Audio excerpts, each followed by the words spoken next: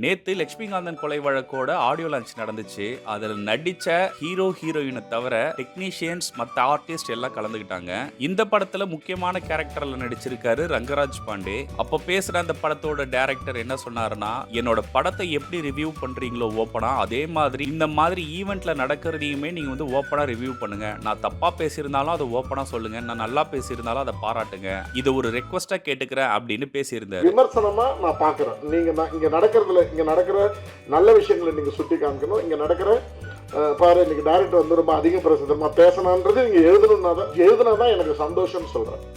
அந்த விமர்சனத்தை வந்து எதிர்பார்க்குறேன்.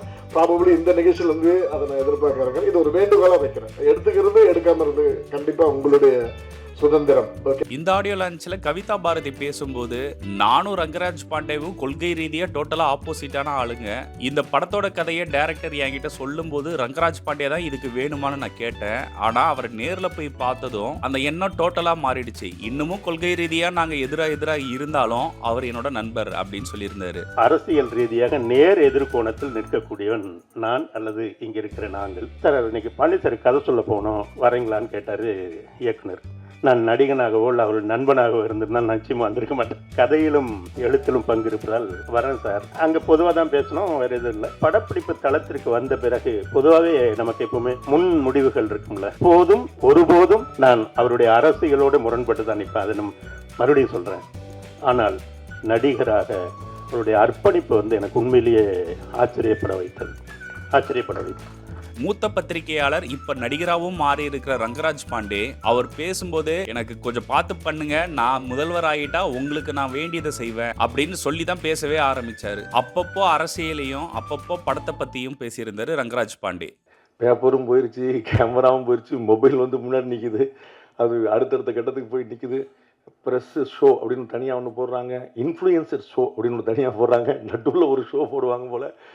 பெரிய அளவில் டெவலப் ஆகி நிற்குது. அதனால் கொஞ்சம் வச்சு செய்யாமல் கொஞ்சம் பார்த்து செய்யுங்க. நாளைக்கு நான் முதலமைச்சர் ஆனால் உங்களெல்லாம் நல்லா கவனிச்சுக்கிடுவேன்.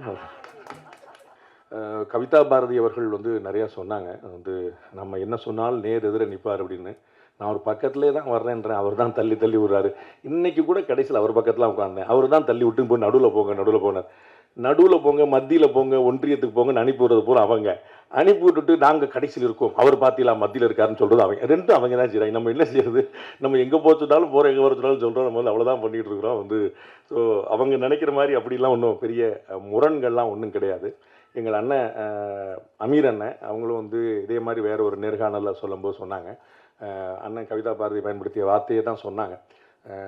நாங்கள் கொள்கைன்னு வந்துட்டால் நாங்கள் எந்த நிலைப்பாடு எடுத்தாலும் அதுக்கு நேர் எதிர் நிலைப்பாடில் நிற்கிறவர் தம்பி பாண்டே. ஆனால் அவர் என்னுடைய உறவு, என்னுடைய நட்பு, என்னுடைய தம்பி அவர். ஆனால் யாரையுமே ஒரு வார்த்தை கூட மரியாதை குறைவாக பேச மாட்டார். ஒரு திருன்னு சொல்லியோ ஒரு அவர்கள்னு சொல்லியோ சொல்ல மாட்டார் அப்படின்னு சொன்னார். நமக்கு வந்து எல்லாத்தோட பெரிய விஷயம் உறவு நட்பு தான், வேறு ஒன்றுமே கிடையாது. அந்த உறவையும் நட்பையும் பேணாமல் இருந்துட்டு நீங்கள் பணத்தையோ பேரையோ புகழையோ சம்பாதிச்சு என்ன செய்ய போகிறீங்க அப்படின்னு பார்க்குறோம். ஸோ வாழும் காலத்தை விட பாரதியை போல ரொம்ப ஏழ்மையை வறுமையை சந்தித்த ஒருத்தன் பார்க்க முடியாது. பாரதி நம்மை விட்டு பிரிந்த பிறகும் இன்னைக்கு வரைக்கும் வந்து அசைக்க முடியாத ஒரு இடத்துல இருக்கிறார். ஸோ வந்து வாழும்போது நீங்கள் என்னவாக இருந்தீர்கள் என்பதல்ல, வாழ்க்கைக்கு பிறகு உங்களை உலகம் என்னவாக பார்க்கிறது அப்படிங்கிறது. அதில் வந்து ஒரு உறவு நட்பு இல்லாமல் நம்ம வேறு என்ன செஞ்சிட போகிறோம் அப்படிங்கிற ஒரு எளிமையான விஷயம். கொள்கை முரண் எல்லாருக்குமே இருக்கும்.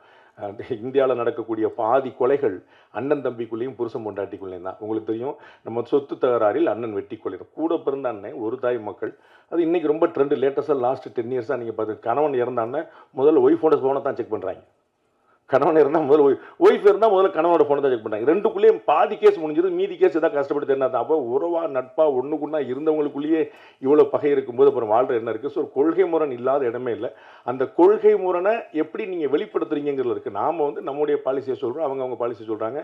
எது சரியோ மக்கள் ஏற்றுட்டு போகிறாங்க. 2 பேர் ஆளாளுக்கு ஒரு பாலிசியை சொல்லிட்டு போன போது மக்கள் சம்மந்தம்லாம் வேற ஒருத்தரத்துக்கு உட்கார வச்சு இல்லையா? அதனால் ஒன்றும் பிரச்சனை இல்லையா? நம்ம வந்து யார் என்னாலும் பாலிசி சொல்லிட்டு போங்க, எது பிடிச்சிருக்கோ பிடிக்கலையோ எனக்கு இது பிடிச்சிருக்கு மக்கள் முடிவு பண்ணிட்டாங்கன்னு அப்புறம் வந்து என்னுடைய கொள்கை பெரிதா, என்னுடைய கொள்கை பெரிதா, மக்களுக்கு வந்து எல்லாமே தெரியும். நாம நமக்கு முடிஞ்ச விஷயத்தில் ஒரு எளிய மொழியில், ஒரு இனிமையான மொழியில் சொல்லணும் அப்படிங்கிற மட்டும்தான் என்னுடைய எண்ணம். அதுக்கு மேலே வரணும் கிடையாது. வந்தோடனே நீ அந்த கட்சி தானே அப்படின்னா, நான் எந்த கட்சியுமே கிடையாது, நம்பவே மாட்டேன். அந்த கட்சிக்காரன் நம்ப மாட்டான், மற்ற கட்சிக்காரன் நம்ப மாட்டான். நம்மளால எவ்வளோ கஷ்டமாகி போச்சு பாருங்க. சரி, அந்த கட்சிக்காரன் நம்மளை வாழ வச்சு வந்தாலும் அதுவும் உங்களை இல்லாமல் போயிடுச்சு வச்சுங்களேன். இன்னும் சுப்பிரமணிய சிவா சொல்லாமல் நான் வந்து இப்போ அண்ணா அது வந்து பாவத்தில் போய் சேரும். அண்ணன் வந்து நிறைய வந்து என்னுடைய தகுதிக்கு மீறி புகழ்ந்தாங்க. இன்னைக்கு ட்ரெண்ட் அதுதான். ஸோ முதலமைச்சர் பாணியில் எல்லாரும் ஒரு குட்டி கதையை சொல்லணும். அதனால் அண்ணன் ஒரு குட்டி கதையை சொல்லி, ஒரு திருடனுடைய கதையை சொல்லி வந்து அண்ணன் வந்து பியூட்டிஃபுல்லாக சொல்லி கொண்டு போனாங்க. நிறையா பாண்டேக்கு வந்து அவ்வளோ பேர் தெரிஞ்சிருக்கு. பாண்டேக்கு வந்து தெரியாத ஆளே கிடையாது. பாண்டேக்கு தெரியாத ஆளே கிடையாது. அவங்களுக்கு பாண்டியை தெரிஞ்சிருக்கணும்ல. அண்ணன் விவேக் சொன்ன மாதிரி இப்போ எனக்கு கமிஷனர் விஜயகுமார் தெரியும் அப்படின்னு சரி, விஜயகுமாருக்கு என்ன தெரியணும்ல, அதெல்லாம் எனக்கு அண்ணன் மோடியை சொல்கிறார் அப்படின்னு அப்படிலாம் நம்ம வந்து சரி இன்னுமா இந்த உலகம் நம்மளை நம்பிக்கிட்டு இருக்கு அப்படின்னு சொல்லிட்டு சரி ரைட் சொல்லா போனால் போய்கிட்டே நம்மளை நம்பர் வரைக்கும் சந்தோஷம் தான் அப்படின்னு போயிட்டு இருக்கோம். நானும் வந்து இதே போல் ஒரு எளிமையான ஒரு பத்திரிகையாளர் தான். 27 வருஷத்தில் 20 வருஷம் கக்கத்தில் பேப்பர் வச்சுட்டு, கையில் பேப்பர் வச்சுட்டு ரோடோடாக சுற்றிட்டு இருந்தோம். வெறும் டீ, வெறும் காஃபி. நான் சொல்லிகிட்டே இருப்போம், நம்ம வந்து சால்டாகவே எதுவும் ஃபுட்டு போக மாட்டேது, ஏன்னா லிக்விடாக ஃபுட்டு போயிட்டே இருக்கேப்பா அப்படின்னு சொல்லிட்டு அப்படி போயிட்டு இருந்த ஒருத்தன் தான். இறைவனோட கருணை, உங்களை போன்ற ஒரு 4 நல்ல மனிதர்களுடைய சந்தர்ப்பம் கிடைச்சது.